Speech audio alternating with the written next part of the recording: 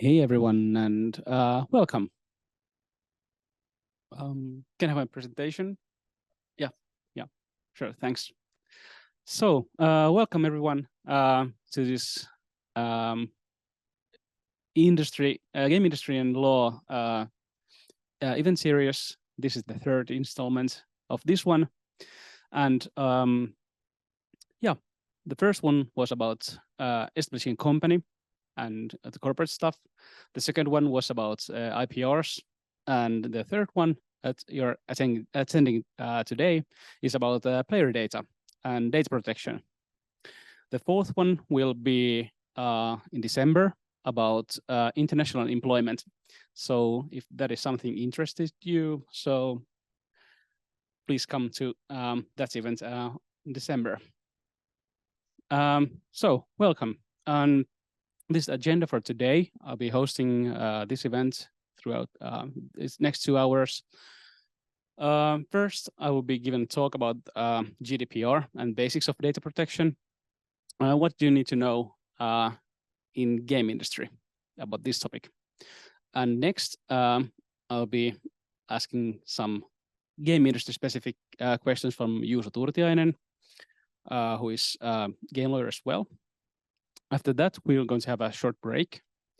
And at 6 o'clock, we have a panel discussion with industry experts about player data and how you can use it to make insights on crafting gaming experiences. And lastly, networking and snacks. And this is the third time I'm introducing myself, but my name is Joel Niva. I'm a Master of Laws and also have a BBA degree. And game law is my specialty. And on top of game law, I work with technology, IPRs, data protection, and corporate matters, and as an associate at Magnusson. And I just love strategy games, and those are my jam. Yeah, essentials of data protection, demystifying GDPR, since for most people, GDPR is something scary and something that is just making extra hard to use data. And today, I hope that you get some pieces that make you understand what kind of liabilities you have, how do you need to inform, what you can use and for what. So first, what is personal data? First, we need to understand what is personal data so that we can understand what you can do with it and all the rest with GDPR. And also, who is data subject, who is a processor, who is controller, and what does it mean to process someone's personal data. And lastly, about the breaches and fines.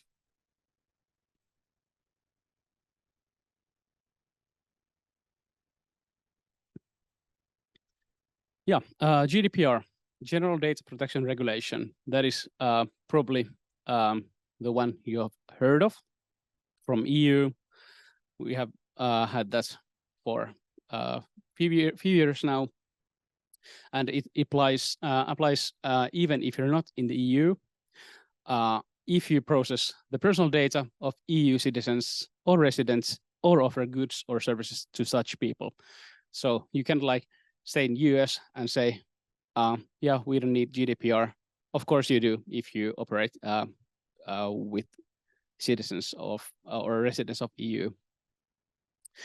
And how about Finland? What do we have here? Of course, Data Protection Act, tietosuojalaki, that clarifies GDPR and its national application. And also, of course, other EU countries have their own legislation about data protection that you need to consider inside EU. And also in Finland, we have Act on Electronic Communication Services and Act on the Protection of Privacy in Working Life. And also there's some other ones that mostly concern public authorities. Yeah, so what is personal data? What first comes to mind is probably like name or email address or something, but it can be many kinds of stuff. So anything or any information from which you can directly or indirectly identify a person, one person. And these are just some examples. If this bunch of data is collected from one person, it all becomes personal data. For example, if you combine name and some cookie data, it's all personal data. Or name and anything else, it's always personal data. But what if it's something like device ID, account ID?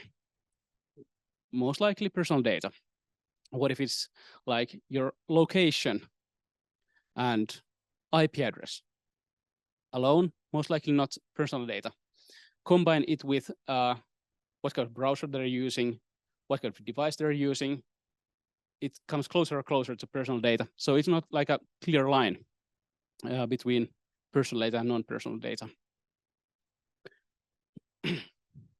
And what is processing?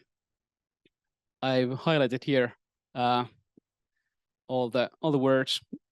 So it can be a collection, recording, organization, structuring, storage, like many kinds of stuff.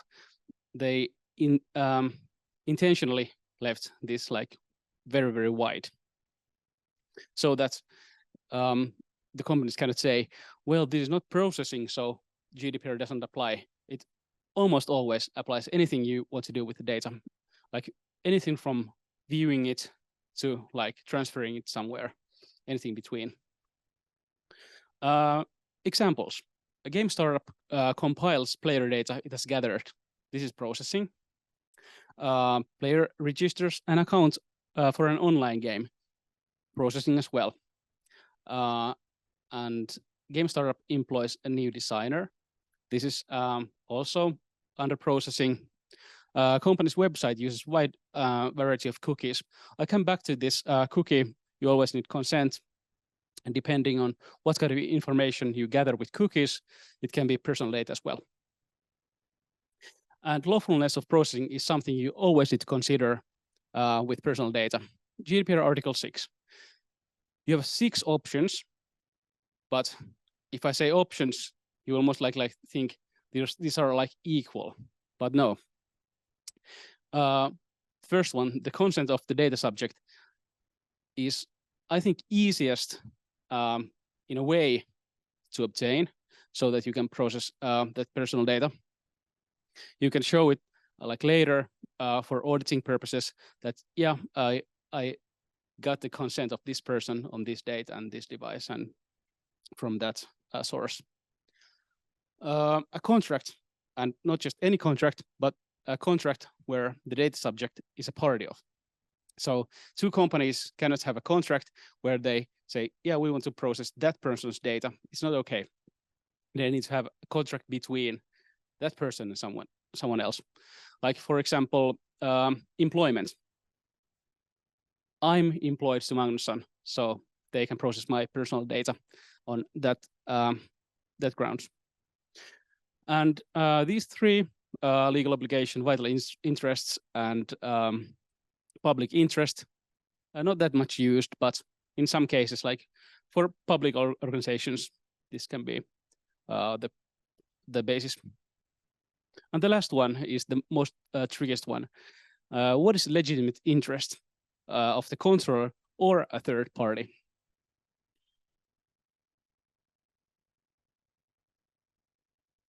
Since at least many websites, you've probably seen those having one tab for consent for cookies, one tab for consent, and other one for legitimate interest.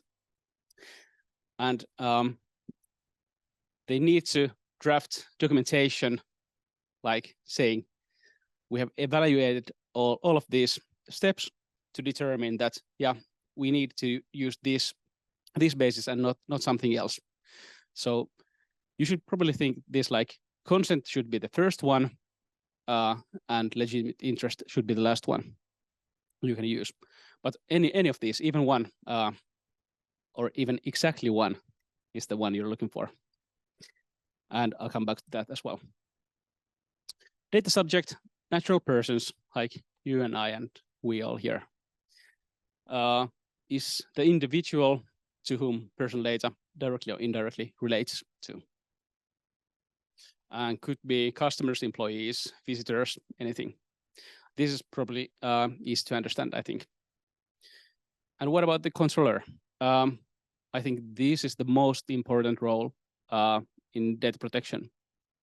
Data controller determines the purpose and means for the processing of personal data. So they take responsibility of everything concerning that set of data, and also they're liable for anything that happens to that data. So they are the one having the interest for processing that. They have the purpose and also the legal basis for processing that. Yep. Here, yeah, I'll take the data processor first. And controller was the previous one, getting like all the benefit and all the liabilities, but they can outsource sort of some of the processing activities to a data processor. And the most important part here is on behalf of the controller. So the controller says that they want something done, and data processor does that. Nothing for their own interest, but for the data controller's interest. And I have some examples here. For example, a game startup sends personal data obtained from players to game analytics or any other service, so that they can understand better what's happening with that set of data. And reasons for that, maybe like storing data, retrieving, marketing activities, providing security for data, for example. But this can be anything. And some principles, as with anything, I will just highlight a few of these. Purpose limitation: you cannot use the personal data for any other purpose than the one you gathered it for. So, for example, if I have a set of like 5 people who I know I make some games with, I have a personal data in my possession. I cannot use that data later, so like for marketing, if that wasn't the purpose I gathered that data for. And also like minimize the data you gather. You can like just in case gather like very like wide set of data, just in case you need it later. Also the storage limitation. Don't store it any longer than you absolutely need to. And also from the first one, transparency is really, really important one. Keep everything you do with personal data transparent.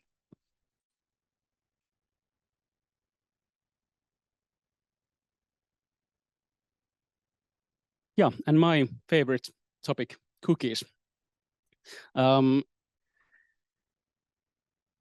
It's like very common misconception. Like I think with cookies that you can have any of the GDPR Article 6 choices that I presented earlier. No, you need to have consent, and it's very clear. And not just any consent, you need a freely given, specific, informed, and unambiguous consent. So with this in mind, don't use cookies if you cannot have that kind of consent. So like in the cookie banner, you can take into consideration if it is like freely given, specific, informed. For example, cookie walls. You probably encountered some website that has, hey, we have cookies here, please click all of this, or you cannot access that site. And that is a cookie wall that the European Data Protection Board has deemed illegal, so you cannot use that. Just make the cookie banner a small, like small banner that has a lot of information that doesn't like actually block the site. Yeah, And what is behind is the e-privacy directive and also GDPR, since there are like different kinds of personal data involved with cookies. And in Finnish legislation, Act on Electronic Communication Services, Article 205, consent is the key word here again. Nothing ambiguous there. And about essential cookies, you've probably seen those like essential and non-essential cookies. Essential cookies you can use without consent, since most websites need some kind of infrastructure to run on. So that is okay to have without consent. And how do you comply? Not just with GDPR, but also with other legal stuff here.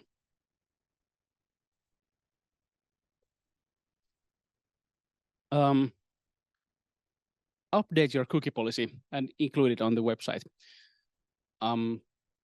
Also classify your cookies. What kind of cookies are they marketing?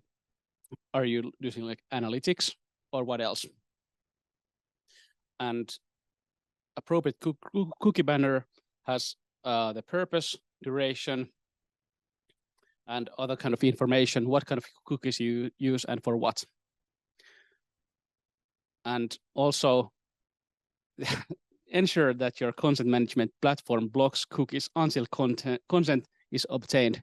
Since I know some cases where no matter what you do, the cookies is already on the computer, whatever you click on the banner. So please make sure that it's not like that. And store the consents securely for 5 years for auditing purposes. And just a quick slide about transfers.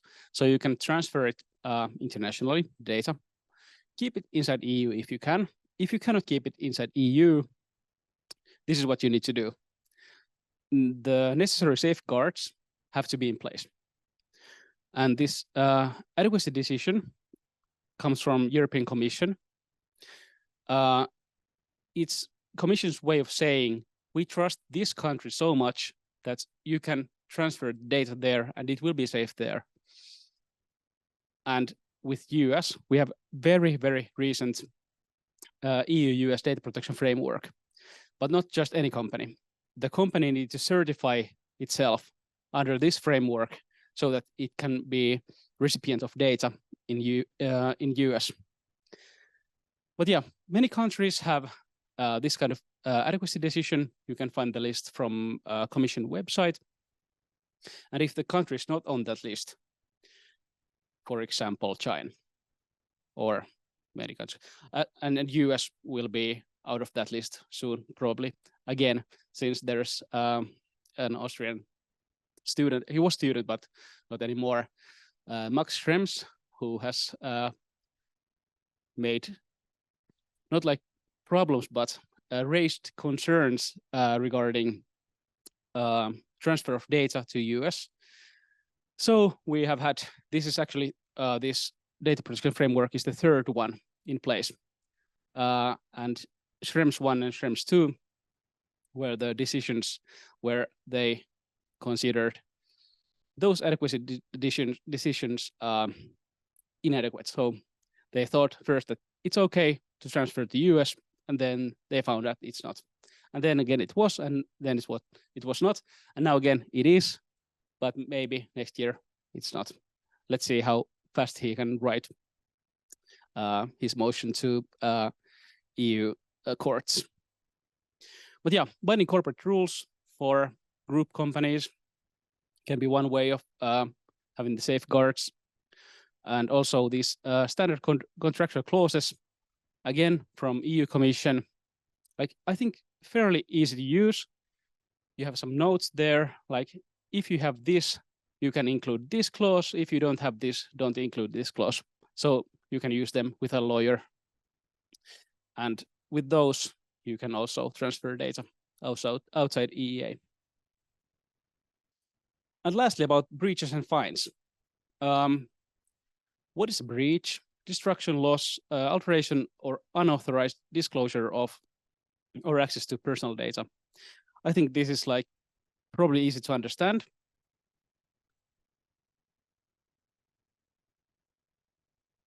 and fits the way you usually understand data breaches. For example, data devices, computers, whatever you lost can be accessed by someone else, and you have a data breach. And also it can be on cyber level, cyber attacks, or it can be even human level. So you send someone's personal data to someone else, and it's a breach. So the controller and the processor both need to protect the data. Keep it secure. And also the controller needs to prepare for this kind of breach. What do they do if something like this happens? And they have 72 hours when they become aware of it to report it to local authorities. And 72 hours sounds like a long time, but in this case, it's very, very, very short. And about the fines, in GDPR, they want the fines to be effective, but we know that for some larger companies, they mean nothing.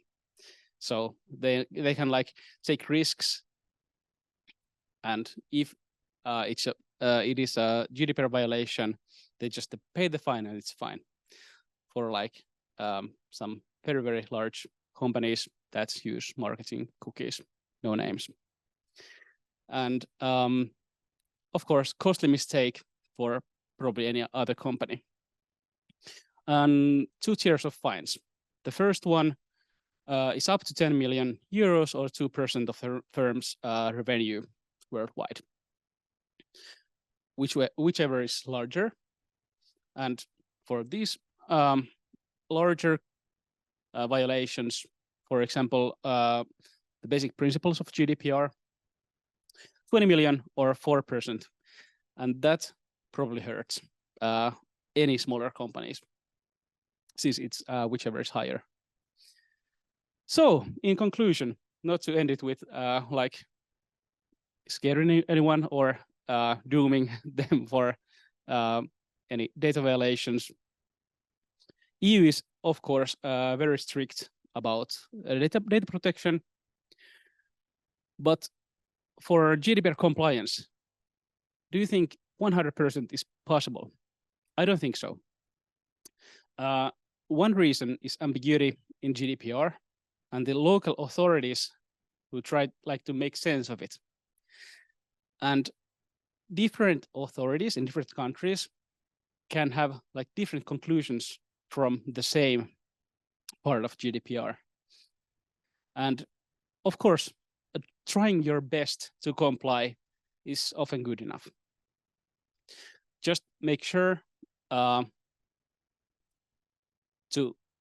keep the data secure.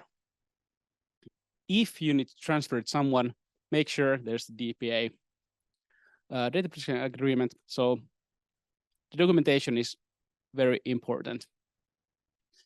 And last of all, like care about personal data.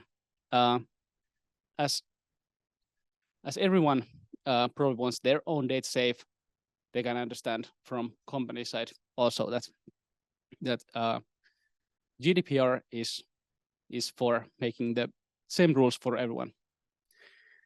Yeah, thank you. Do you have any questions? Anyone on the line? No.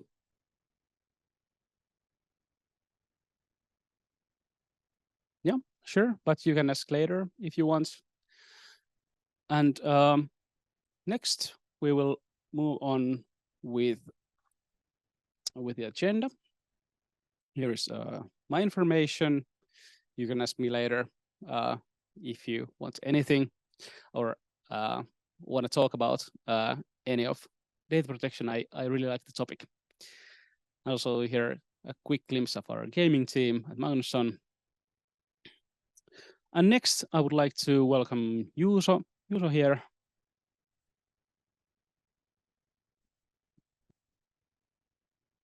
Just a small tactile break.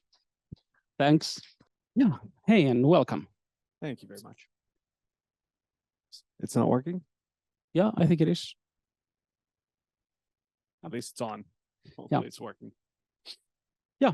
So who are you and what do you do and what have you done before? Can you introduce yourself? Yeah, quick introduction. Hi, I'm Juuso Turtiainen. I'm the head of legal compliance and business support operations at Spectarium, which is a VC-backed startup in the gaming industry. And before this, I've worked at one of the biggest media companies here in Finland, as well as a law firm. And before that, at another gaming company as an in-house lawyer. So a bit of bouncing around, but pretty much into the industry. Yeah. Thank you. So you probably have a lot to say about data protection with game companies. So let's start with some questions. Sure. So what kind of advice would you give to smaller startups in terms of establishing robust data protection practices from the outset? So imagine like smaller companies, the funds are not that great, so they have to prioritize what they can use for what. So what kind of advice you would give them? I guess it's a quite a large question in that sense, whether it's a pre-launch or a post-launch company. If you are pre-launch, I'd concentrate on your employees because you're now building up the foundation for the company, and employees are protected by the same legislation. So you need to take that into consideration where you store your employees' information, what you use it for when you work with, let's say, healthcare providers, that you have the right documentation in place, as well as building out the data protection or processing policy for the company and the employees itself. Um, Only after that, I guess, if you're getting closer to launch, should you start looking at the sort of larger perspective when it comes to data protection. So your players themselves and how you use their data. Um, if you are proficient at reading legal texts, you can have your stab at it and try and understand what you need to have in the documentation. But it is always good to reach out to legal advisors, law firms, or whoever is in your network. Maybe a VC investor has their representative who can help you. But essentially, it is the point where you start processing the personal data of the outside parties, and it can get a bit tricky from there. So having the right documentation in place at that point is quite critical. Yeah, and what you said, like early on, it's just like employee data, so it all starts like very small, so you can like try the best practices there then and later expand. So how do you communicate the value of data protection and a responsible use of player data with your organization? Yeah, it's a good question. I think it's one that any startup or scale up or company should in general look at from their perspective, whether it is the leads of the company or if they have lawyers, then the lawyers themselves. It is most likely something that might get a bit of pushback from the business or from the product side. But in general, with what we've been building currently as we are pre-launch, it's more of communicating with the company before launch on what we actually need to understand about what data we are gathering, why we're gathering it, and where we're storing it, and what's the process for a data breach. How do we react, and what's the timing for that reaction? When it comes to communicating it to the company, I think it's more about training the employees to understand what personal data is, how it's used, how it's processed. And for us, it's been quite easy and simple in that sense that everybody's been quite on board with it. And we've had a few trainings already. So. Yeah, great to hear. And also the question that lawyers always face, what is the risk here and how likely is it? Is like 50%, 70%? What can you say? Well, yeah, it's an interesting question when it comes to data protection. Yeah. I think what's the risk here? Well, it's 100% that there's a risk. In this day, breach can happen for any number of reasons. You accidentally send an email to the wrong person with the wrong data, and that's a breach, which creates the need to react to that breach. So when you're handling personal data, make sure that only the people who actually need to know it use it and have access to it. Yeah, and we have a great link here. for data breaches. Like, how do you actually handle the data breaches, and what kind of measures are in place to ensure a swift and compliant response? I think I'm not probably talking for all companies, but companies may be using third-party tools, third-party engines. Some third parties provide the tools where if it is a player breach, that they can pull the data, or maybe a subject access request, which is Yeah. essentially a player wants to know what data you're gathering about them. So you'll need to react to that. And that's the most likely scenario that you'll be facing with the first players you have, that they ask what data you're processing. Yeah. You have to react to that immediately, because it is something that is, in order to be compliant with the GDPR, you need to know exactly how Yeah. and What you have data. from anyone. Yeah. And that can be a tricky thing if you haven't built it from the beginning, that you don't understand where everything is located. It can cause you a bit of pain when it comes to that first scenario. Yeah. Um, and so, can you provide insights into the critical aspects of contracts that game developers should pay attention to when dealing with player data? Sure. I guess, the contract, it goes from the employment contracts as Yeah. well. So you'll have to have the clauses in place so that you ensure your employees work in a compliant manner. So essentially having a clause in place saying that you will use personal data of, let's say, customers and other employees only for that purpose and in compliance with legislation and so forth. So it starts from the ground up. When it goes outside of the company, so you need a tool, a service that needs to or might process in the future some customers' data, it goes to the DPA, as you mentioned, so the data processing agreement. And in that, you'll be looking at what is the flow of data, so what data you're providing them, what data they're providing you. And it can be a situation where, okay, so we're talking about game developers, so you'll probably always be a controller of the personal data. Yeah. But the other party can also be a controller, and those situations is something that I guess they go into a lot more detail, but in most cases it is that the other party is a processor. And in that sense, having the proper agreement in place, Yeah.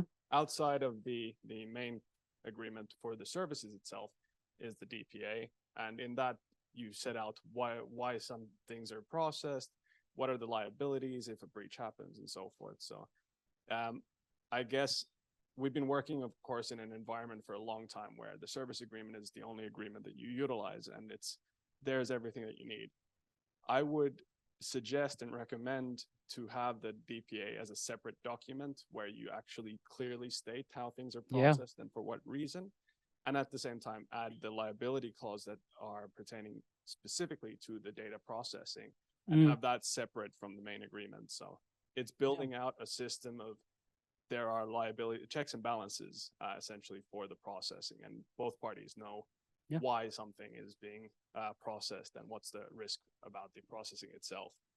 I guess there are other reasons there as well when it comes to setting these out, but if you look at it from a business perspective, so you're working with a third-party service provider, you might not want to have the strictest of liabilities, essentially unlimited, because it might not incentivize the third party to start contracting with you. So you might maybe tone it down and try and understand the risk when it comes to the actual service they're providing, and what are those worst case scenarios that come about. So the breaches and the liability there, if something happens, what is the most damage that it could cause? Yeah. Do you think there's like a lot of room for negotiation with DPAs, since the GDPR Article 28 gives you like, you need to have these things, but at least from my experience, it's like you read it through and then sign it, but lawyers tend to fight over some things, like, for example, liability, or if a breach happens, the controller can say, like, without undue delay and within 24 hours. So yeah, I guess the bigger the company that you're contracting with, the less they'll want to negotiate on those clauses. But when it comes to you as a game developer, I think it's vital for you to negotiate on the things that actually matter. 24 hours is quite a good deadline for essentially operating with a data breach, as long as everything is set in motion at that point. Yeah. But let's say, for example, auditing conditions are something that will probably go Yeah, back and and forth. who takes care of the costs associated with auditing? Yeah. Exactly. So essentially, what you would have in a data processing agreement is the right to audit the other company if for their data processing Yeah. protocols and so forth. Um, those are some of the things that can go a bit too broad when it comes to the business perspective, and that's where you want to be quite strict with and try and block all unnecessary audits, just for the fact that they also can cause issues itself to the business, but also, I guess, data protection at the same time. Yeah. And also what you said about data protection clause in agreements, since at least what I see is like almost any contract has this clause saying that the parties comply with GDPR and legislation. So it has come a long way, not just DPAs, but in all kind of commercial contracts. Yeah, definitely. It's a different ball game from maybe 10 years ago. Yeah. But in that sense, I guess the more you understand on what that agreement and those contracts are, the better. It'll help you prepare for the future. So if you're just starting out, have a look through, at least in Finland, there's tietosuoja.fi. Yeah. It's a lot of good information for a startup. Yeah, when it I comes think to so. Data protection. Yeah. And I think with some kind of service agreement, so I know some companies in Finland do this contracting like for living, and then like develop games independently. And for this contracting work, I think, or do you think many of the people involved there are aware that that player data is personal data and they need to have a DPA? Are they aware of that? Yeah, it's a good question. I've bumped into it during my previous Yeah. companies that not all startups are aware of what processing is. Yeah. And what personal data is and why they need to be aware of it. And unfortunately, that's something that I guess, well, these sort of presentations and events are good to attend just to understand the whole framework around it. But quite often it is something that processing is understood as something active, but it is quite often very passive, that you receive the data, let's say a player's email address or their nickname and email address, and that starts to already create the issues that you actually need to understand what you're using those for and why and how long you have the right to retain that data for. So it is, yeah, there is a lot of work to still be done, unfortunately. Yeah, and one hack I think I would recommend for many of game startups and other the game companies is that making the data anonymous again will like relieve from these activities. But remember that anonymization is also a processing activity. So if the controller wants to anonymize the data and then use it for something else, like for like marketing survey purposes or something like that, it's much easier than to send the personal data over and have the DPA and then agree on the commercial terms. Yeah. Of course, it is one of those processes that helps you utilize that data, but at the same time, I think the way GDPR has been communicated to companies at large has been more it's scary and Yeah, you'll definitely. be resulting in fines and it'll bankrupt the company. Yeah. While in reality, it should have been communicated in the format that, look, you have people's personal data, so you need to be aware of what that data is, where you're storing it, and how you're using it. And yes, you have a right to use it so long as, well, you get the consent to use it. And quite a lot of people give that consent. It depends on, of course, whether it's a child's or a teen's or an adult's data, but in that sense, there is a right to process it for certain reasons. And as long as you're very clear with your customers about it, then it's not a problem. Yeah, be transparent about it and it will be no problem. I think, But what you see in the news is most like this and that company has a GDPR fine of 50 million. And then you think like, that was that company. Yeah. And it's more like, I don't want to touch personal data, but in the end, you're going to have to get that analytical information, to get that market information, to understand your own players, to be able to utilize what they are giving to you, the Mm. information that they're giving to you, to give them the best experience possible for the game. Yeah. So your advice would be that don't be frightened to use personal data as long as it is GDPR compliant. Yeah, Mm. as compliant as Yeah. you can be. Yeah. It is embrace personal data to the sense that you can use it. Just ensure that you're transparent about it and you are compliant about it to the point that you can be compliant about it. And I think Finland is a good jurisdiction for that, where our legislation is quite clear when it comes Yeah, to personal I think data. so too. Yeah, in Finland we have like very clear lines for example, that cookie consent thing. It's like very laid out clearly, as in, for example, some other jurisdiction. It can be like if that and that happens, so maybe you need to have this and that. But yeah, I think we have great legislation for that in Finland. Yeah, definitely. And it is one of the things that you might have to fight with third-party service providers if you ask, Yeah. for example, have a website where you can't implement the third-party, Yeah. let's say, cookie Yeah. tool, then you Mm. might have to be fighting with the service provider to Yeah. essentially say that their cookie tools aren't compliant, and that might cause some headaches down the line. But as long as there is at least something, a cookie banner, where the user or the website visitor can either reject or consent to it, Yeah. or then if they don't either consent or reject it, that you're not processing that personal data, Mm. those cookies at that point. So at least the Yeah. minimum requirement Yeah. is there.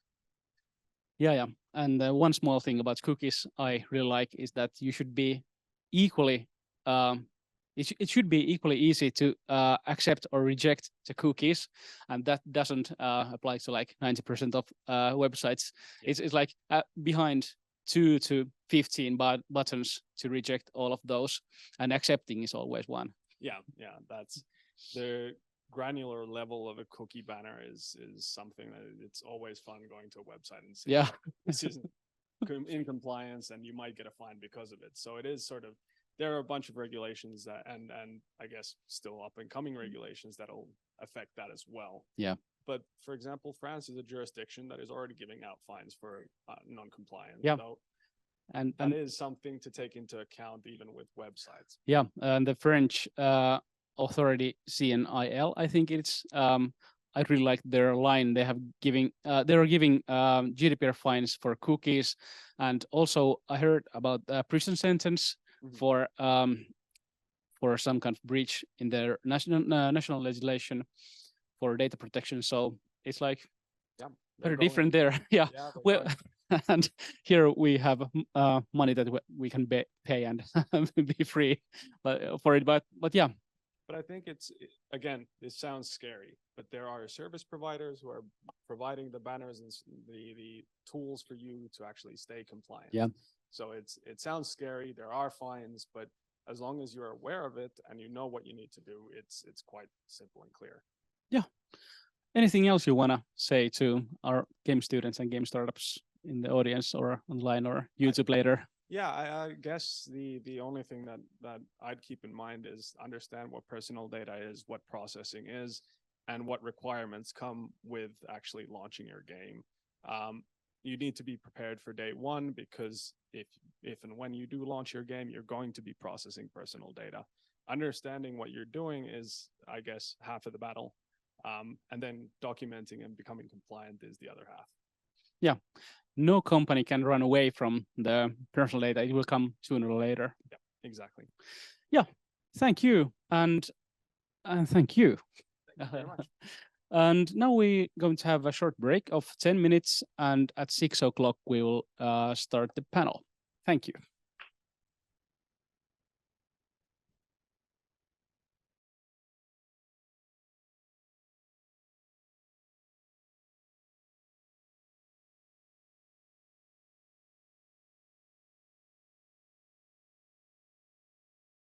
Game. This is a game that ends up being 20 cents per user because it's just an ad. They come in, they watch some ads, then they go out, and we made a few cents. Cool.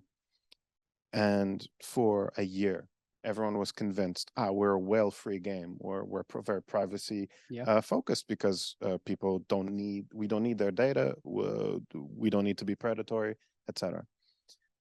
But the sad reality is that after 1 year, we did a study on um, kind of the distribution of different users and the revenue that they bring. Yeah. And we realized that unfortunately, no, half of the revenue was still coming from whales, despite us not even trying to do it. It's just kind of a natural phenomena that happens, that there are people that even if it doesn't make any sense, they will still spend hundreds of dollars in the game if they really like the game. So it's very eye-opening, and I highly encourage people to study who is playing the game and try to understand them. That obviously impacted our decisions afterwards. Yeah, and how do you find like a healthy balance for whales and other users? So what can you do to achieve it? Oof. That's a really hard question, because I feel like the industry up until GDPR and most specifically on the iOS, Apple initiatives around destroying identifiers for users, especially there. Up until that point, the industry was very dominated in maximizing that specific percentage of purchasers. Yeah. And you could see companies where 0.01% of their user base contributed to 90% of their revenue, which, well, it's kind of like capitalism in a nutshell. Yeah. Yeah. Anything you want to add, Simo? To the original question, maybe like a couple things that I thought was crash analytics. That's a big part as well. Like if you start up launching your game in technical test, for example, you want to have like diagnostics information available. Like are the users leaving because they're having technical problems, or are they just having bad experience? We want to differentiate that. And another thing that wasn't really technical specifically was that we had a very good like community managers that raised issues from players, and the players had a big say on big say, of course. We in the end decided if we wanted to do some changes, but they raised some issues that we might not have seen, for example, and then we addressed those based on our visions on the game as well. Yeah, and one topic that comes from that again, that we have had the previous two panels as well, is that if a player says something, are they automatically right? So, like many game developers say that they can like filter it out in a way that they understand the problem and not the surface level that they are saying, but the one beneath. Exactly. I think that one big problem that faces a startup founder, especially when you have low amounts of users, is hyperfixating on one or two reviews or one or two pieces of data and not getting to statistical significance yet. It's kind of hard, because I preach every single day that people should focus on the end user and really study them, really pass the phone or controller or computer to the user and look at them and study them and see their reactions, of course, which is qualitative data. But then if you have one review complaining about one feature, that doesn't inherently mean you need to overhaul your entire business plan just because of one little piece of feedback. Even if it's a huge whale that says it. even then, yeah. So Anything you want to add?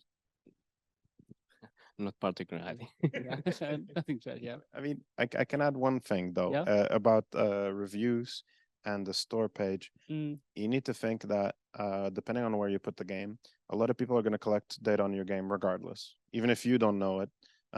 Let's say you put the game on Google Play, and Google Play will have crash analytics by themselves. And it's interesting because they then use this data of crashes and quality of the game based on reports from various devices that they get to either prioritize your game because it has no crashes and puts it at the top of the store, or deprioritize it. So if you are not tracking the data about your own crashes before you launch the game, you might, and during, of course, it might be that you're already being penalized for data that is being collected, but you're not even aware of it. Yeah, so you put yourself at an disadvantage in a sense if you don't collect it. Yeah, I understand. On to the next question. What are common challenges with player data? and how do you address them, especially concerning misconceptions and user privacy?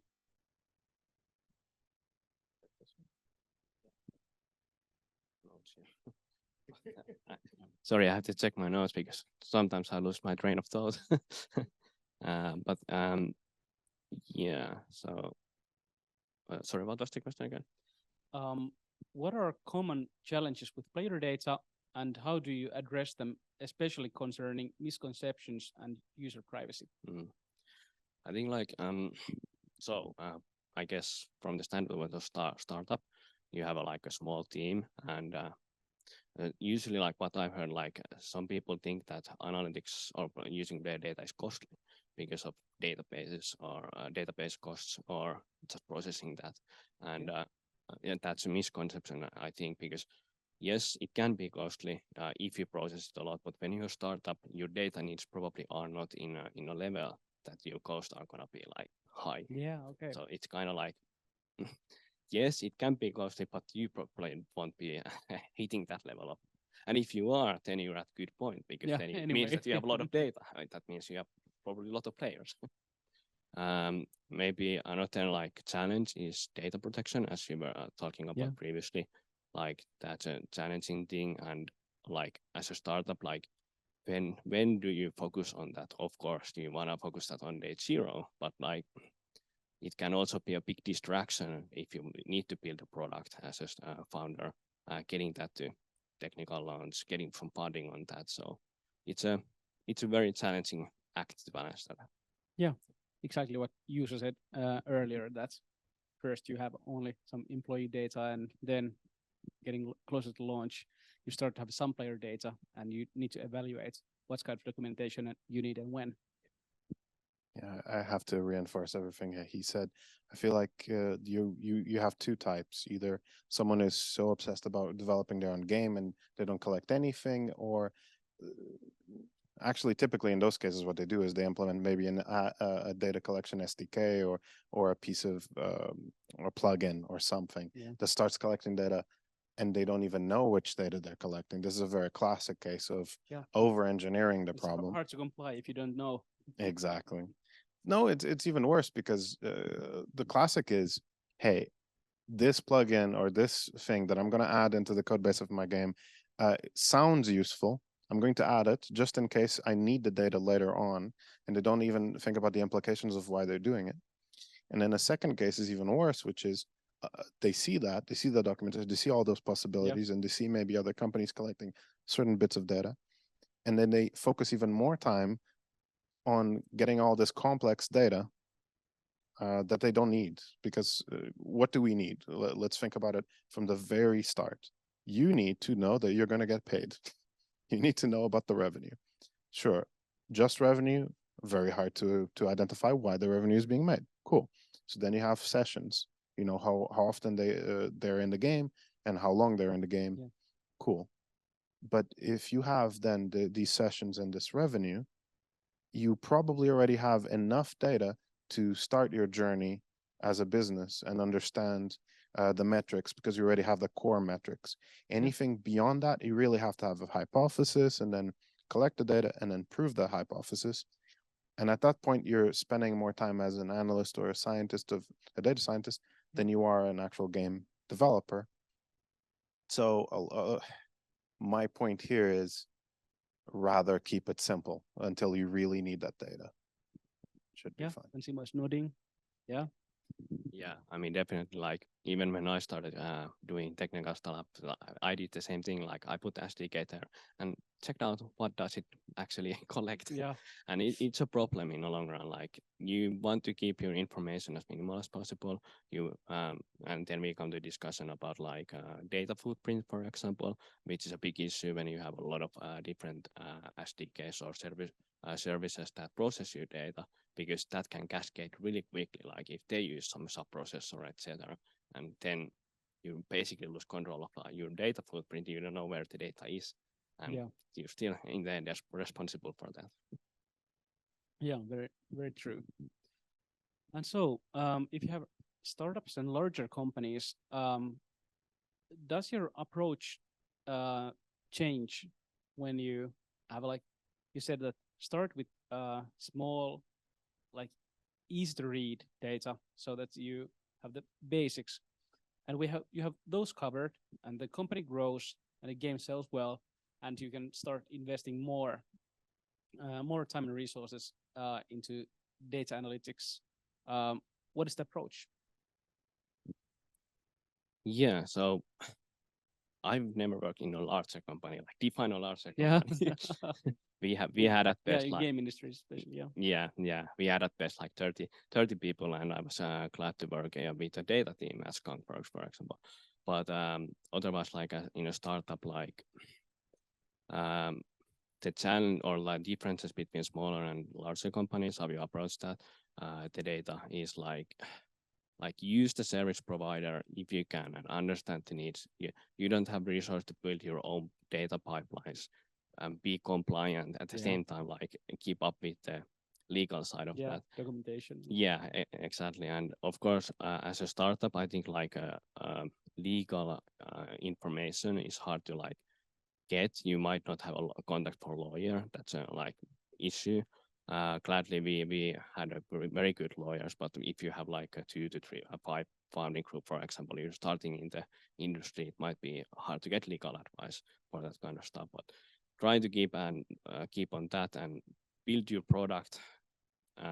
Focus on your product in that sense, but like understand where the data is, what you're processing. And I would say that's like a good start at least. Yeah. I think speaking as someone who has some experience of bigger companies, it's very logical if you think about it. The more departments you have, the more segmentation between those departments, and the priorities are going to be different. The data that they require are Yeah. going to be vastly different, and what they need to collect is also very different. I think also another thing is you need to think that these bigger companies, the moat, uh, uh, the thing that they have as an advantage to a smaller company is precisely the fact that they have all that data, that big data, that they can then use to optimize, target. Thankfully, reselling is no longer a big component. It Yeah, used to data, be yeah. a while ago. Fortunately, it's no longer such a big thing, I hope. Uh, but you have each of these departments or each of these priorities. And then you have to consider each of them might, unfortunately, bring their own tools to analyze the same data or similar data. And not only then, it's really hard to get a single source of truth, but it also means that you might spend an entire day going over the processors, the controllers, the potential data leaks, Yeah. who is actually privy to each segment of data. It even becomes muddy just to define a data officer. Yeah. So Yeah. And now that you touched it briefly, can you share a bit how the world was before GDPR, how the game industry data was handled? oh god, uh it's because we had a conversation Yeah. about this, and I got really dark really fast. Yeah. The the thing is, being there pre-GDPR was kind of scary. If you were someone, in my case, I was in marketing, and I'm not going to necessarily explain in which capacity or which company, but I had access to, from Facebook's side, what was the income level of a certain person, where do they live, how many kids do they have, what's their education, and then they would transition over to the game. The game had a chat room. We recorded each and every line and associated that with the Facebook information and some other social media information, which meant that I could look at a person, their picture, know all of their kids, why they got divorced, and have a whole rant about that specific thing. So it was quite a nightmare scenario because before there was any accountability, let's say, any accountability, any legal problems in that sector. Yeah. It And got really dark. I think the world has become a better place Yes. because of EU, since at least the compliance comes from GDPR. Even if you operate like in Brazil or Japan, I've heard Mhm. that they are like drafting similar legislation nationally, even if they don't need to, but they want to be held in high regard with personal data. Mhm. So I think internationally, it has become like a movement Mhm. for the better of Definitely for the everyone. better. Yeah. Because the problem is that it's highly predatory. You could target someone that has depression because for some reason Yeah. they answered a survey somewhere that they had this mental illness, and you have people that are actually taking advantage of this mental state. Let's say it's someone that just recently moved from one city to another. Yeah. They're more susceptible to change. They're more susceptible to new products, and so a marketeer is going to target them. But that's predatory inherently, and it was bittersweet when GDPR hit because we were struggling to figure out what should we do, what do we have to do. Thanks for clarifying that again, by the way, earlier today. But on the other hand, we were so happy because finally someone was putting the brakes on this whole operation, which again kind of happened by accident. It wasn't like we Yeah. were in our specific case, we were doing it on purpose. It's just the capabilities of all these data engines became so vast Yeah. that it was a consequence of being. Yeah, I could add to that. Like I joined the industry during the transition to GDPR, and the first years, 1 2 years, were pretty sloppy. Nobody knew what happened. Basically, what Yeah. are we going to do? We just uh, sit this out and see what happens.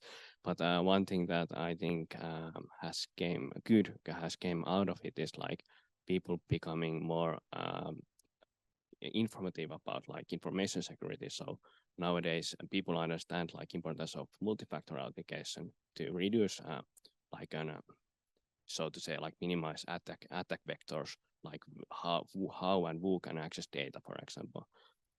But yeah, I think like, and even older people now understand like, hey, maybe, well, some do. My Yeah. parents don't understand at all. Why do they need a password and what's this email thing? But like a lot of like non-tech savvy people understand the importance of MFA, which is good, of course. Like not only for accessing player data, but like for their like information as well. Yeah. And it's it pains me to see that in public, um, the only not the only, but one of the biggest effects of GDPR has been this cookie banners that everyone finds so irritating. And I don't want to accept, but I don't want to go through hoops every time. And they blame it on GDPR, even though they're not the bad guys there. Just like making it visible uh, is not the same as like doing that it itself. But I've well, actually implemented one of those recently, and the conversion rate was 90 something percent because people just don't want to read. The yeah, more text you add, the actual more consent you get, which shouldn't be the case. yeah, yeah, Yeah, I'm one of those person who hates to browse some like random websites where the cookie or the cookie prompts are like very obscure, like or ambiguous, like yeah, where is the button? They purposely hide it yeah, somewhere. And but in general, I think that it's good thing to have that as well. But like some people are just some like companies are just using it like predatory, as you would say. yeah. And as we already touched earlier, like people are willing to give their data for use as long as it's like transparent, it's like fair use and the purpose is clear and it's not like predatory as you said. But yeah, let's move on with the transparency. Um, how do you build user trust in data collection and ensure it's deeply integrated into your company's values and not just a compliance checkbox? Yeah, this is interesting and hard question for startup, I would say. If you're not thinking it from beginning, well, integrating it to company values later on is challenging. But so to give like some examples from Skunkworks again, because it's a good example. So of course, like from players' perspective, you want to have like you have to have privacy policy, but like sometimes privacy policies can be very cryptic for players. So trying to be as like open and transparent as you can on that on the privacy policy is good. Other thing is to have clear communication on your support channels, be it like email, for example. If you're starting, you probably don't have you might not have like a big Discord group, for example, or other social media thing, and maybe you don't want to advertise data Yeah. stuff there. But like having like an email where they contact you through the privacy policy, for example, having like responses on different like obligations you need to fulfill from GDPR, for example. Yeah. I think I can take a very practical approach here, which is you were saying from the start, like transparency on the culture. I remember some bigger companies where they might dedicate the entirety of the first day, even before introducing the company itself, introducing it to security, to data protection, and you would have something like a constant reminder: remember to lock your computer, and that people might, breach the data in some capacity. Here's examples of phishing emails and so forth. And then when they go to give you accesses, not only do they give you maybe a password manager from the start, they also might deeply question, do you really need this tool? Do you really need that one? And I think that's kind of, if it's done from the start, it's so much easier, because I've seen companies who really struggled because, oh, we used to have all the passwords in a spreadsheet and it was just easy. Everyone had access to the spreadsheet, or we had one master email. Everyone has access to the master email. Imagine an employee then switches jobs or something, and then they have access to a backdoor for everything. Yeah.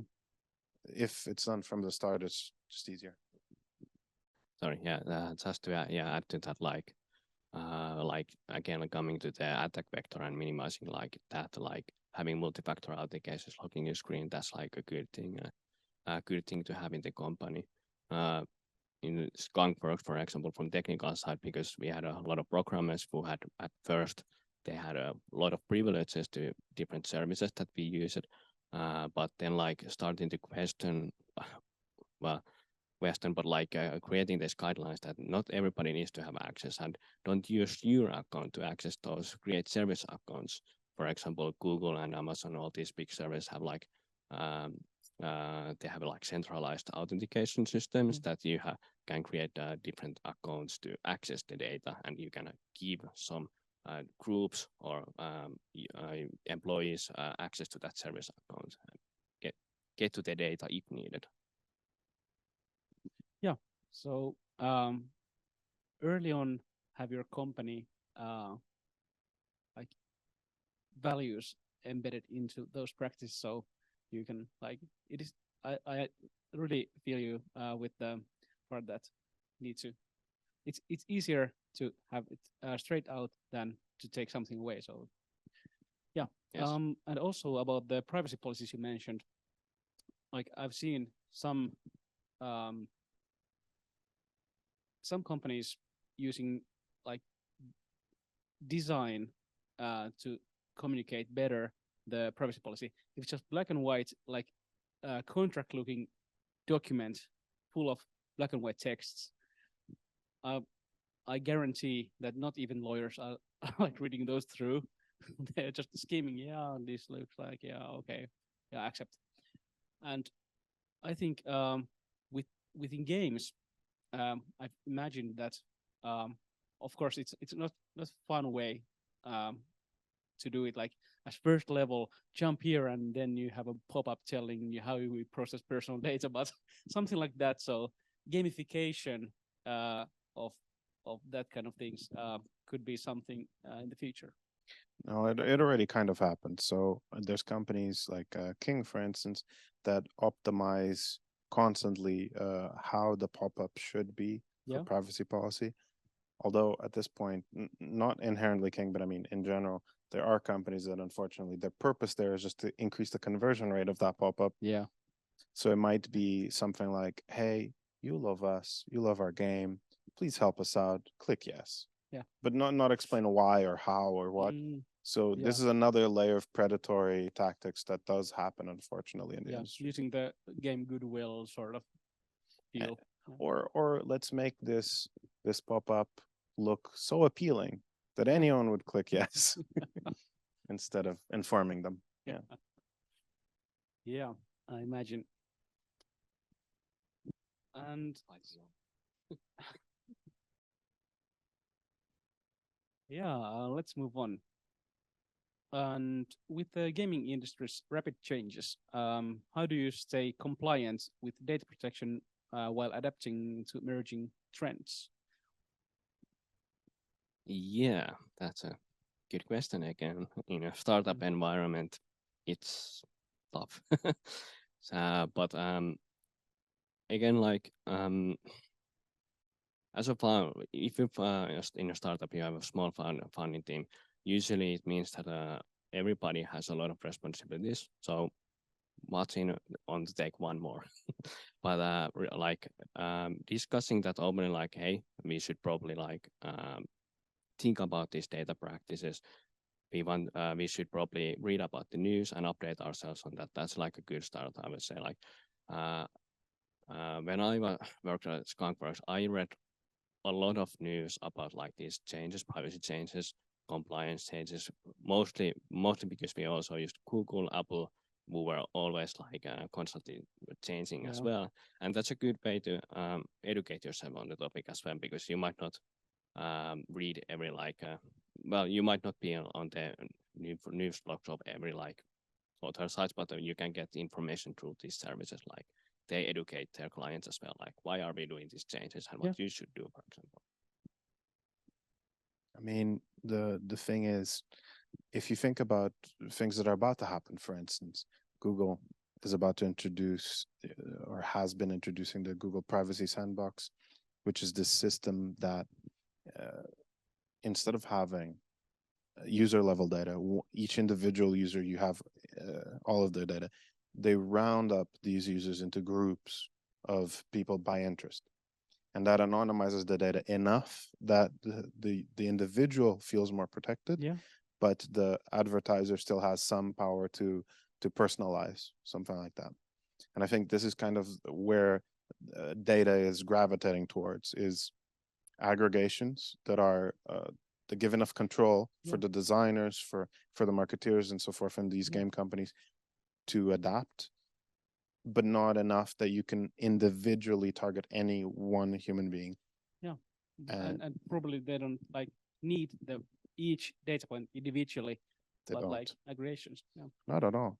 Of course, sometimes you think, oh, I want this specific combination of events, a sequence of events, and it's an innocent request. Yeah. Is I want a person on this specific level in the game with these characteristics.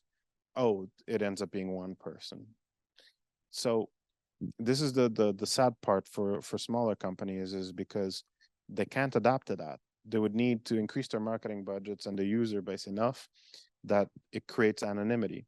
So what you have in some instances is, for instance, with the SCAD network, if you go below, I think it was 88 daily installs, you don't even have data on your user acquisition campaigns, on your marketing campaigns, because you didn't pass a threshold of anonymity that you need, a quantity of users to respect that privacy. Yeah. Which means a smaller company that does not have the marketing budget to get that many users is at a disadvantage. So it's a very bittersweet feeling, because it makes a lot of sense to aggregate into groups, but it also means that data is going to get fuzzier and fuzzier the smaller you are. And again, good thing, bad thing in this case. I think like talking about aggregation and anonymization, like I think one landscape that's gonna probably change in that is the diagnostics, because usually like when you're figuring out diagnostics, your sample sizes are so low that you could and you can practically pinpoint a player, like, okay, this player actually got this problem. And that can become a problem later on when services start to like limit this, how they share data and how they want to aggregate that first before giving it to you, because then you don't have access to that small percentage that you might want to fix. Yeah. And also same problem with like any kind of survey that's has one person that's like over 50 years old, lives in all plays 7 minutes every morning, and that can be like identified. This is just that person. Yeah. So, could you discuss an instance where ethical considerations influenced your decision making around player data, especially concerning target marketing and engagement versus privacy concerns? So, like, how about Yeah. you want? Yeah, I can talk about the ethical consideration about how it changed some practice on the player data. Like we, for example, started to aggregate and anonymize data to use in design, like design meetings, for example, to check on player analytics, how they behave. And well, it wasn't necessarily at that point like we wanted to get rid of the PII, but that was like a byproduct from that. Like when we started to analyze, we got rid of this dependency on the PII. And it was also a good thing because as we use service providers, they have a data retention window, so we don't even have access to that unless we take it ourselves out of the system. But that goes to a different area then. Yeah, I think this also links to a certain extent to the previous answer, which is ethically, it doesn't make too much sense to do anything that's going to be too specific. But it's also good, for instance, for a startup to really focus on things that have a big impact, a big user base impact. And so it kind of forces us to be both ethical and also pragmatic and efficient in only focusing on bigger groups at a time. But besides that, I can already say that a lot of campaigns, marketing campaigns, we refuse to start specifically for this reason, which is at some point you're getting so specific on the user personas and trying to understand one specific individual that maybe you don't have time for this. Maybe it's better to just skip ahead and focus on something more broad, appealing. Yeah. And I can even say that a big factor in the games that are being developed in mobile games nowadays is because they have to be broad, appealing, and diverse, and respectful of different tastes in people, because you can't even target as specifically as you used to, and it's not even ethical to do it. So make a good game and know your audience, like in broad terms, but like very specifically. Yeah. Exactly. Yeah, and also back to at very start when I was talking about an ad monetized game. Yeah. I still to this day advocate for ad driven games and not purchase driven games. One, it's less predatory. You're not actually extracting money from the individual and trying to get them to spend hundreds of dollars or euros or whatever in your game. But the other thing about ad tech is most of the time it is privacy supported, right? You can just say, hey, we have users. We're not going to tell you which users, but you know our game. You know what kind of people might be interested in our game. Yeah. So you go with an interest-based targeting, not a specific linking Facebook profile to this specific person. It used to be like that, and in some instances it still is. But you also think about the way that you collect data affects your business model, and your business model then becomes also more ethical by proxy. Yeah, and many mobile game developers talk about fantasies. Does this fantasy fit what kind of players, and how do we find those? Exactly. Yeah. And about the landscape of player data, how has it evolved over time? We already touched a bit about other data protection before GDPR, and or lack thereof. Yeah, lack thereof. And what kind of feature trends do you see with utilization of player data or privacy? Mm-hmm. So again, if we summarize what we've been talking, we were talking about pre-2020, pre-GDPR. Let's start there. pre-GDPR. So this was what, 2016? Yeah. 16? Yeah.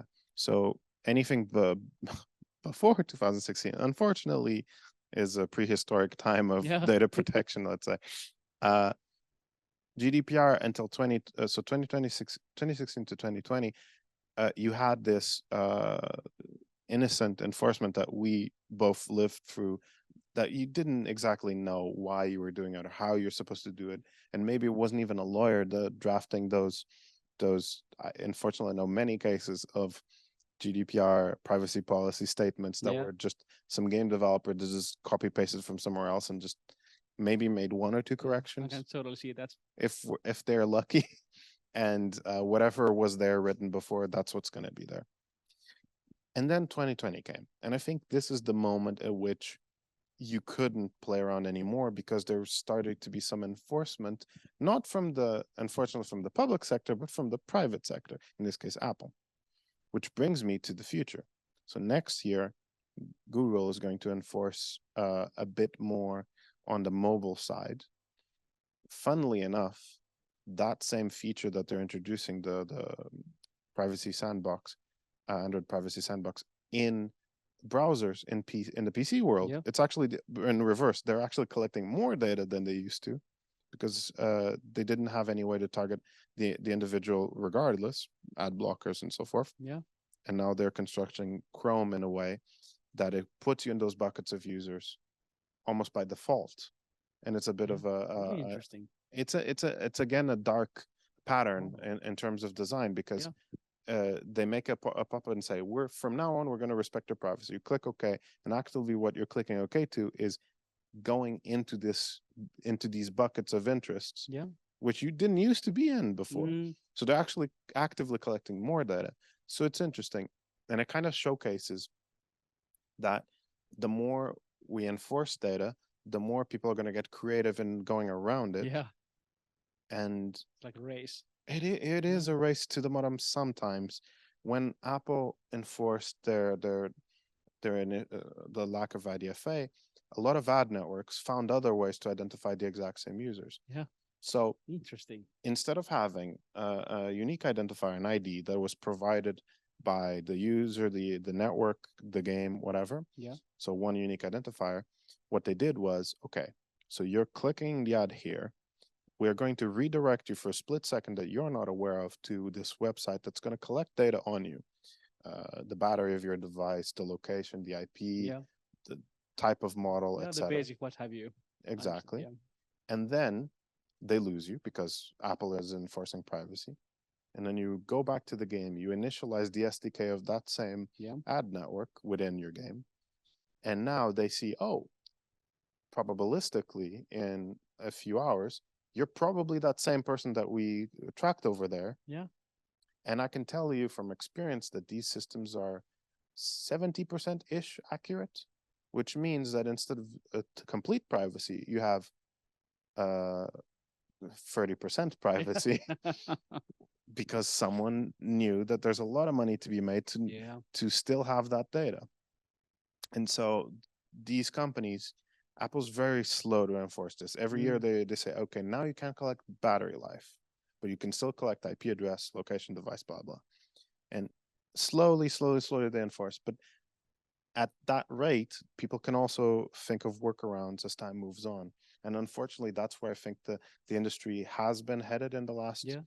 year or two, is the workarounds more than anything, at least in mobile. Yeah, that was a good answer. I think like maybe in future the landscape what I actually hope to see is like these new game privacy companies and tools emerging more. We, for example, evaluated one tool that was solely, well, not solely, but one of the biggest feature was tracking like very data is the data footprint of your company. And it was really easy to use. You just input the service you have or you want to implement, for example. They analyze it or they have analyzed the service and all the privacy policies on that and give you information like, hey, if you use this service, like the data might go to this country or this company. So do you want to do it? Well, maybe not. but those kind of like companies, I think, are going to emerge a lot in these days. And finally, we have one kind of worms that is AI, and and understanding like how AI models are developed and what kind of data is involved. How do you see like player data and game industry using data to drive AI models? Yeah, so there's two things from like general data protection side and then like maybe game development side. I'm not a designer, I'm a programmer, but like what I could see from that is like more analysis on user behavior and Yeah. how to make solutions around that, yeah, even before you launch your game. So I I thought about this term of proactive design. I Yeah. don't know if it means something else, but like proactive design in an AI model that it understands if you have a GDD, for example, it understands your design limitations and it can suggest based on KPIs like how to actually navigate the game if you're getting like bad retention or bad user engagement. What should you do in terms of the design space you have for the game? And then the data protection side, I think one interesting aspect is like how AI can help could help you like break down the PII information and help you anonymize and aggregate data for you.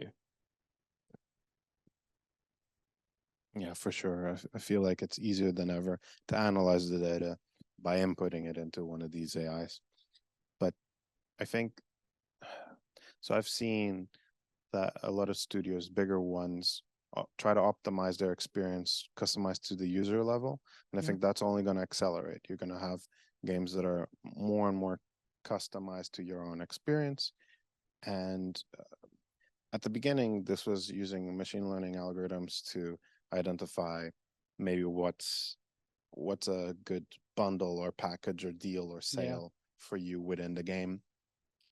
But the more that these features are coming out and it's getting easier and easier, the barrier of entry for AI and machine learning algorithms is lowering.